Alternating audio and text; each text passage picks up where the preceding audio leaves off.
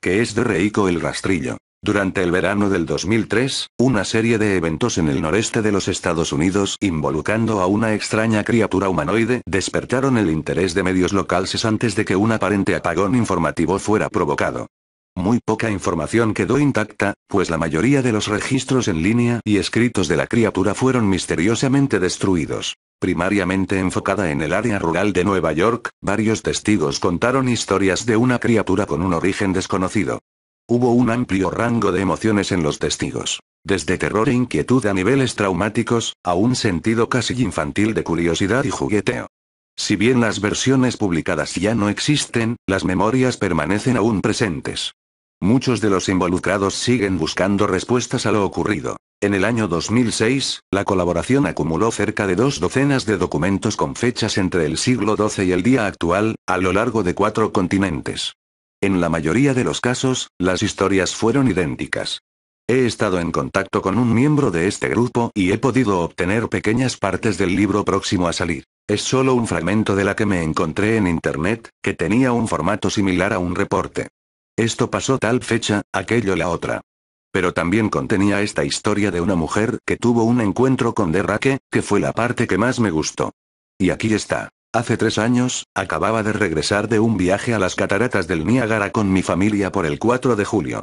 Estábamos exhaustos luego de conducir todo el día, así que pusimos a los niños en la cama y nos fuimos a dormir. A las 4 de la madrugada me desperté con la idea de que mi esposo había ido al baño. Aproveché para jalar las sábanas, despertándolo en el proceso.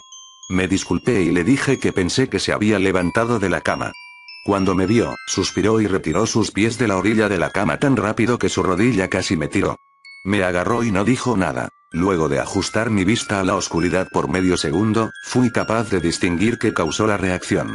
Al pie de la cama, sentado y viéndonos de lejos, había lo que pensé era un hombre desnudo, o un gran perro sin pelo de algún tipo. Su posición era perturbadora y no natural, como si hubiese sido arrollado por un auto. Por alguna razón no sentí miedo, sino preocupación por su condición. Hasta ese momento, estaba bajo la asunción de que debíamos ayudarlo. Mi esposo estaba viendo sobre su brazo y la rodilla, doblado en posición fetal, ocasionalmente viéndome antes de regresar la mirada a la criatura. En un movimiento veloz se arrastró hacia nosotros, a un lado de la cama, hasta quedar a poco menos de 30 centímetros del rostro de mi esposo. Por medio minuto, en silencio, solo le observó. Se levantó y corrió al pasillo en dirección a los cuartos de los niños. Grité y fui tras él para detenerlo y evitar que los hiriera. Cuando llegué al pasillo, la tenue iluminación era suficiente como para verlo agachado y jorobado a unos 6 metros a la distancia. Estaba cubierto de sangre y tenía a Clara, mi hija. La arrojó bruscamente y huyó por las escaleras cuando mi esposo le disparó con su arma desde la habitación. Una gran herida atravesaba el pecho de Clara y con esfuerzo se mantenía consciente. Llamamos por una ambulancia e inútilmente tratamos de detener el sangrado, mi esposo maldecía iracundo y lloraba descontrolado. Presenciar la vida de mi hija terminar me tenía paralizada y escuchar los lamentos de su hermano menor ante la situación fue insoportable. Sin darme mucha oportunidad de reaccionar, mi esposo tomó a Clara y la llevó a la camioneta, desesperado por la ausencia de ayuda la encaminó él mismo al hospital.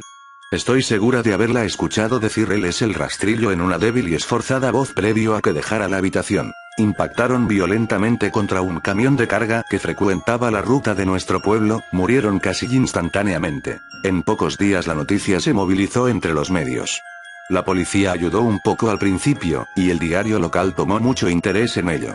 Pero nada jamás fue publicado, y la nota en las noticias locales nunca tuvo seguimiento. Por varios meses, mi hijo Justin y yo nos quedamos en un hotel cercano a casa de mis padres. Después de que decidimos regresar a casa, comencé a buscar respuestas por mí misma. Eventualmente encontré a un hombre en otra ciudad vecina que tuvo una historia similar. Entramos en contacto y comenzamos a hablar de lo ocurrido. Conocía a otras 2 personas que habían visto a la criatura que ahora llamaremos el rastrillo, en Nueva York. Nos tomó a los 4 casi 2 años de buscar en internet y escribir cartas para obtener una pequeña colección de lo que creíamos que eran registros del rastrillo. Ninguno dio detalles, historia o seguimiento. Una jornada involucraba a la criatura en sus primeras 3 páginas, y nunca mencionada de nuevo. El diario de un marinero no explicaba nada del encuentro, diciendo que el rastrillo le ordenó largarse del puerto en el que recientemente había desembarcado. Fue la última entrada del diario. Eran varias las instancias en que la visita de la criatura era una en una serie de visitas a la misma persona.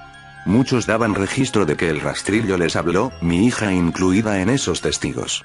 Esto nos llevó a preguntarnos si el rastrillo nos había visitado anteriormente antes del último encuentro. Puse una grabadora digital cerca a mi cama y la dejé corriendo por toda la noche, cada noche, por 2 semanas. Oía con interés los sonidos cada día que me despertaba. Para terminar con la segunda semana, estaba acostumbrada al sonido usual del sueño mientras oía el audio a 8 veces la velocidad normal, por cerca de 1 hora diaria. Casi a finales del primer mes oí algo diferente. Una voz aguda, estridente. Era el rastrillo. No pude escucharlo lo suficiente como para transcribirlo. No había dejado que nadie lo oyera. Todo lo que sé, es que lo oí antes, y ahora sé que habló cuando estaba sentado frente a mi esposo. No recuerdo haberlo oído en ese momento, pero, por alguna razón, la voz en la grabadora inmediatamente me lleva de vuelta a ese momento. Los pensamientos que debieron pasar por la mente de mi hija me hicieron enojar. No he visto al rastrillo desde que arruinó mi vida, pero sé que ha estado en mi habitación mientras dormía. Sé y temo que un día despertaré para verlo de pie, con su mirada vacía puesta sobre mí.